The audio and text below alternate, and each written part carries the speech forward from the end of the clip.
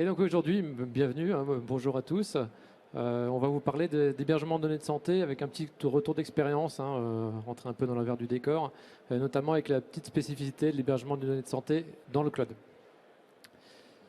Donc on a été présenté juste pour vous dire qui on est. Erwan est architecte cybersécurité, moi je suis RSSI du groupe Sigma. Donc le groupe Sigma, hein, c'est un groupe de 800 collaborateurs.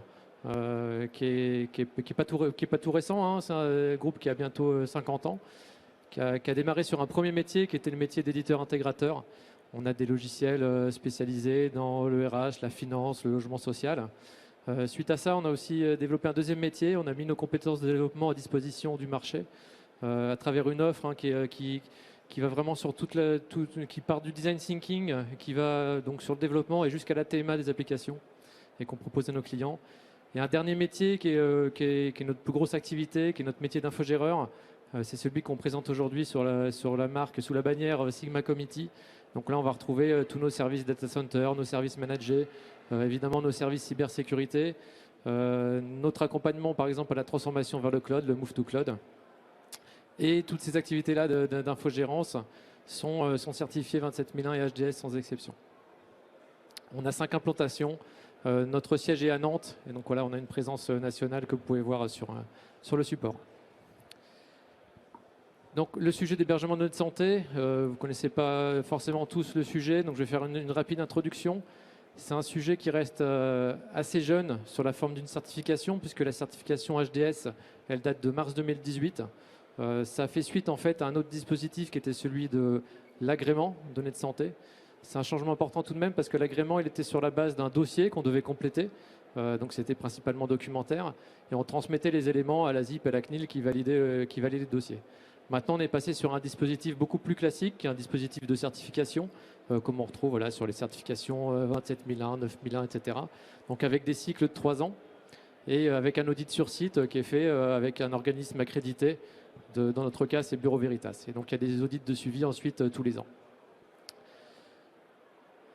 Ce qui est intéressant dans ce changement de dispositif, c'est que ça a permis à de nouveaux acteurs d'entrer sur le secteur. Parce que précédemment, finalement, on était sur quelque chose qui était assez franco-français, avec un agrément à déposer, un dossier à déposer à nos instances. Alors que maintenant, on est sur un mécanisme de certification qui sont des mécanismes quelque part internationaux, donc avec des acteurs qui maîtrisaient, hein, des services providers qui maîtrisent très bien les aspects certification 27001 et autres. Et donc c'est notamment à travers ça que depuis 2018, on a vu de nouveaux acteurs, dont les cloud providers américains qui sont arrivés sur le secteur de la santé en France, et vous avez dû le voir dans l'actualité.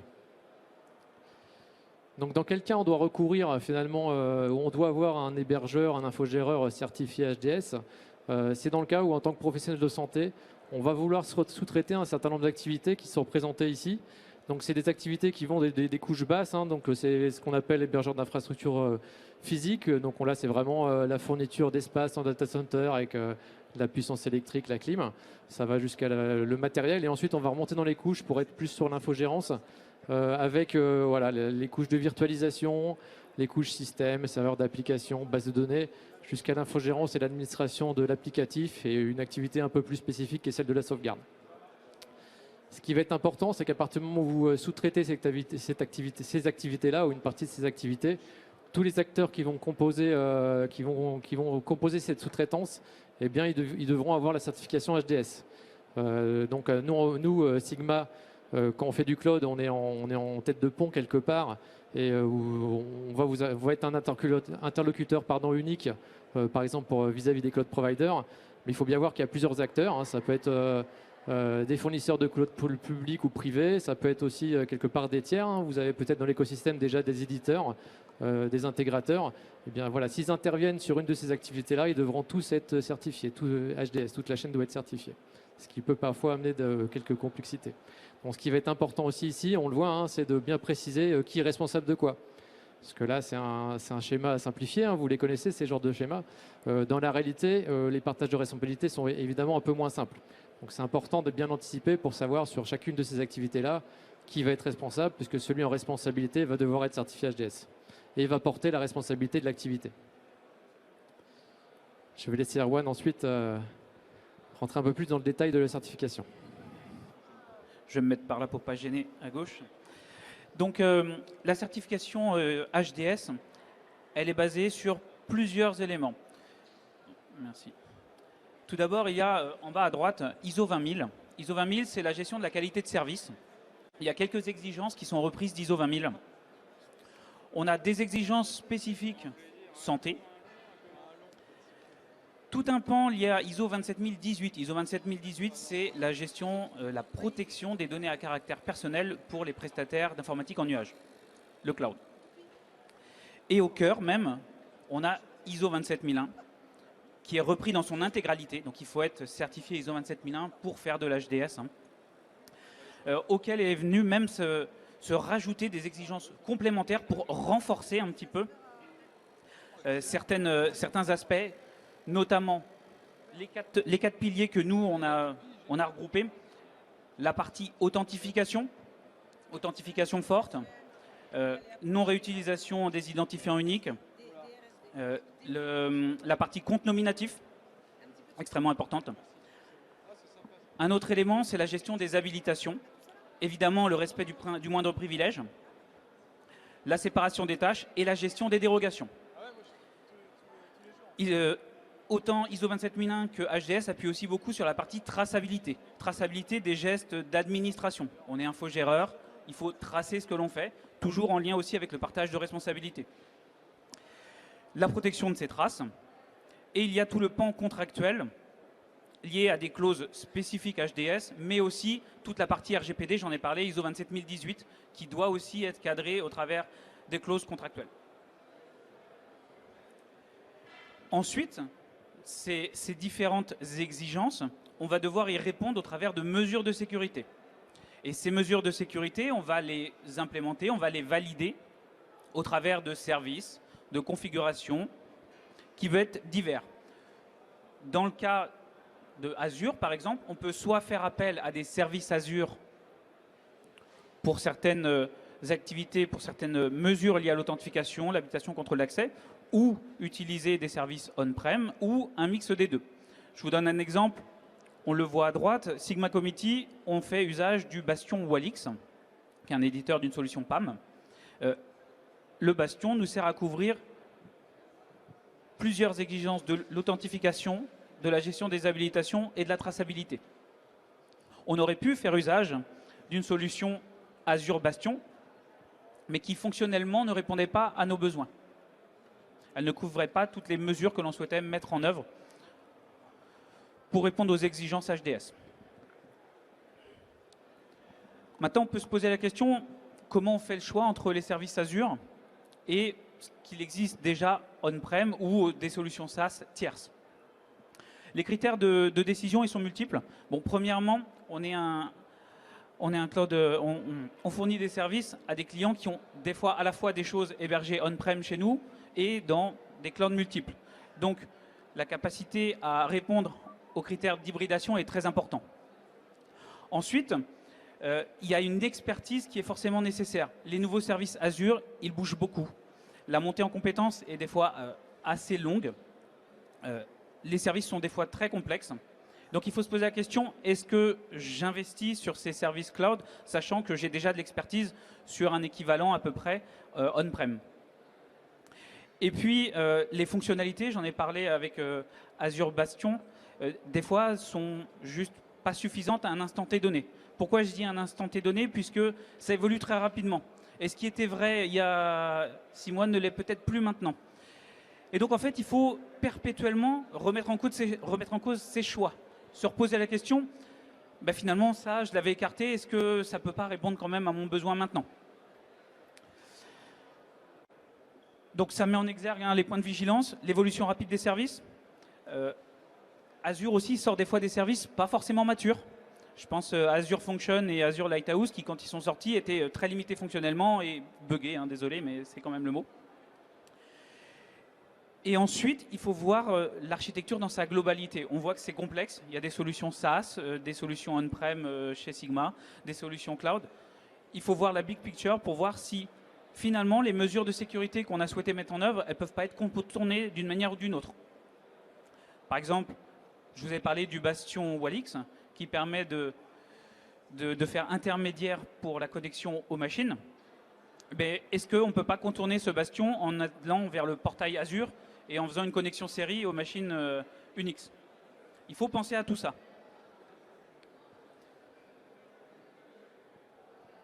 Je te relaisse la parole. Ouais, pour faire suite à ça, hein, ce qui est important aussi à voir hein, pour un professionnel de santé ou un tiers qui travaille dans le domaine de la santé et qui souhaiterait,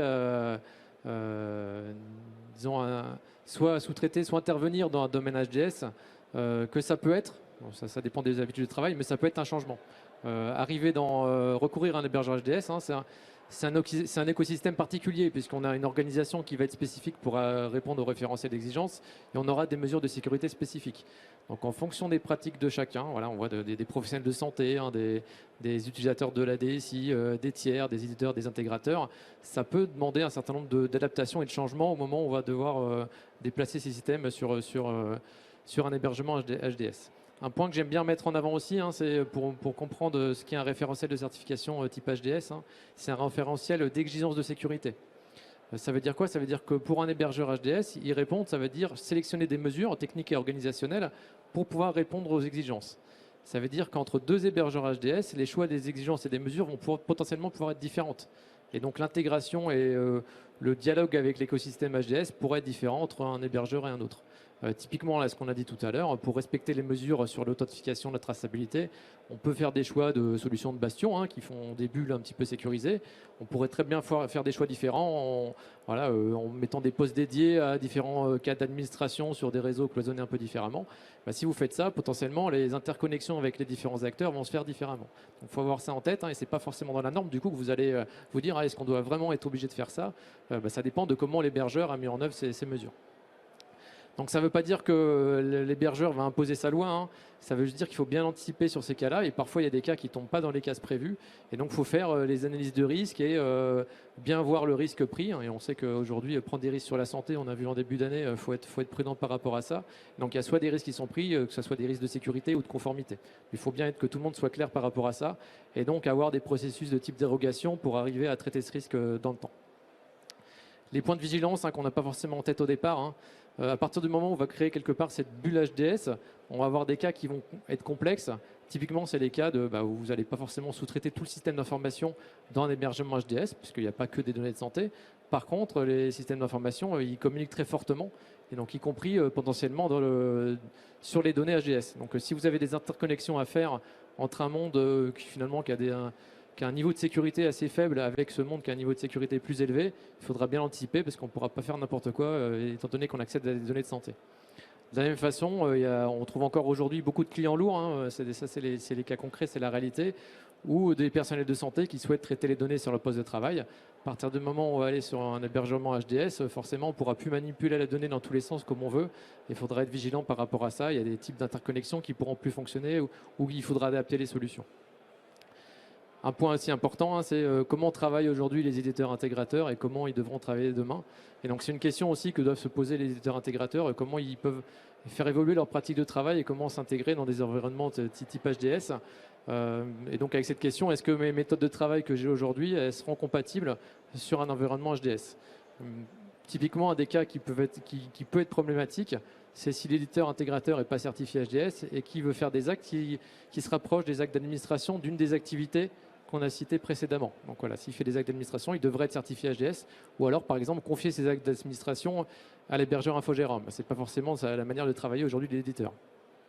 Donc des petits cas d'usage qu'il faut avoir en tête et donc bien anticiper, qui peuvent être problématiques, c'est que si vous faites par exemple de l'intégration continue ou du déploiement continu, si vous voulez le faire sur de l'HDS, bien ce cas-là, il faudrait bien le cadrer, puisqu'on vient de dire par exemple que pour les comptes d'accès, on a très souvent l'authentification forte. Donc si vous mettez des comptes qui sont capables de déployer très facilement directement en production, attention au détournement possible de ces comptes par des humains. D'autres cas, assez souvent, on aime bien résoudre des anomalies un peu trop près de la production, avoir de la donnée de production pour résoudre l'anomalie et reproduire des cas sur d'autres environnements. Ça ne sera pas toujours facile à faire si vous voulez sortir de l'environnement HDS. Alors parfois, il faut avoir aussi le reste de ces plateformes pour faire ces phases amont sur l'environnement HDS. Et enfin, un dernier cas, qu'on retrouve de plus en plus aujourd'hui, tout ce qui va être containerisation, du Docker, etc. On amène un petit peu plus que l'applicatif quand on fait du Docker.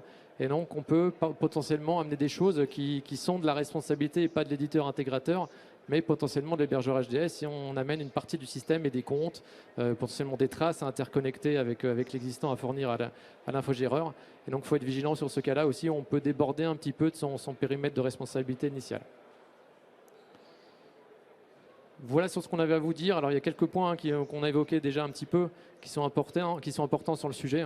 Il faut vraiment être en capacité de se réinventer parce qu'il y a plusieurs points. Erwan l'a dit, Azure évolue très rapidement. Donc des choix technologiques qu'on a pu faire peuvent être mis en cause. Il y a aussi un deuxième sujet qui est important à comprendre quand on part dans le cloud. Les expertises cyber, elles sont complexes. Les expertises sur le cloud, elles sont aussi complexes à recruter. Et donc, vous allez avoir une certaine montée en compétences qui va être progressive. Et donc, forcément, avec cette montée en compétences et de compréhension du cloud, ça peut vous amener à changer vos choix parce que vous allez peut-être exploiter demain plus le cloud que ce que vous le faisiez précédemment. Et on a aussi des points qu'on maîtrise moins, c'est les évolutions du référentiel de certification.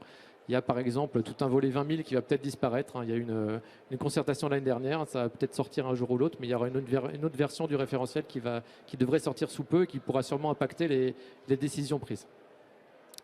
Voilà, et ce qu'on met en dernier point, c'est qu'assez souvent, on construit au fur et à mesure des réponses aux différents cas d'usage. Donc, il faut capitaliser dans le temps et c'est important.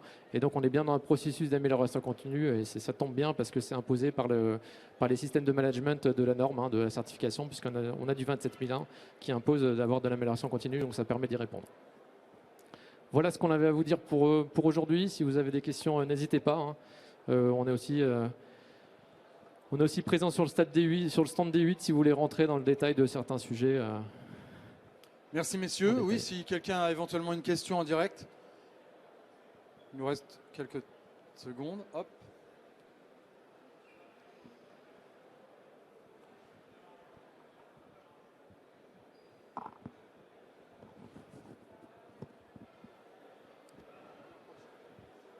Oui. Merci pour la présentation, c'était très clair. J'ai juste une petite question de fin. Vu le titre, je m'étais dit, au final, c'est positif ou c'est pas positif, l'hébergement des données dans Microsoft, dans le cloud? C'est une vraie question. Est-ce qu'on doit y aller en fait? C'est quelque part une question qu'on ne s'est pas posée. On est parti du principe qu'effectivement, à un moment, il y a une décision qui a été prise de partir dans le cloud Microsoft. Il y a beaucoup de questions sur le sujet avec le Health Data Hub, etc. En fait, moi, en tant que RSSI, je vais revenir à quelque chose qui est très simple, qui est pour répondre à cette question, il faut faire une analyse de risque et vous dire à quel risque est confrontée votre entreprise. Est-ce qu'au moment où vous allez recourir à un cloud Microsoft, vous avez un risque par rapport à de l'espionnage, par exemple? Si vous êtes, je sais pas, si vous êtes vendeur de muscadet dans la région nantaise, vous n'aurez peut-être pas forcément ce sujet-là, donc ça ne sera peut-être pas un risque. Est-ce que vous avez un risque que des instances gouvernementales aillent regarder dans vos données, voilà, que la NSA aille regarder dans vos données? Est-ce que c'est un risque par rapport à votre entreprise, à votre direction? Donc, clairement, on voit certains sur les stands, voilà, on voit Airbus qui est pas très loin, potentiellement sur les sujets d'espionnage, eux, ils vont peut-être avoir des réponses qui vont être différentes d'autres entreprises. Parce que voilà, ils savent qu'il y a eu des affaires avec Boeing et donc ils vont peut-être être sensibles à ce sujet d'espionnage industriel. Mais peut-être que dans votre cas, vous ne le serez pas. Donc moi, je reviendrai vraiment sur la liste de risques. Et après, il y a un troisième volet là, qui peut être très différent. C'est est-ce que finalement, vous avez une conviction personnelle par rapport à ça? Est-ce que vous souhaitez sensibiliser vos dirigeants sur le fait que voilà, il y a peut-être des données personnelles, des données de santé, et vous voulez agiter un drapeau souverain, et là, quelque part, vous en faites un peu une croisade personnelle de vous dire...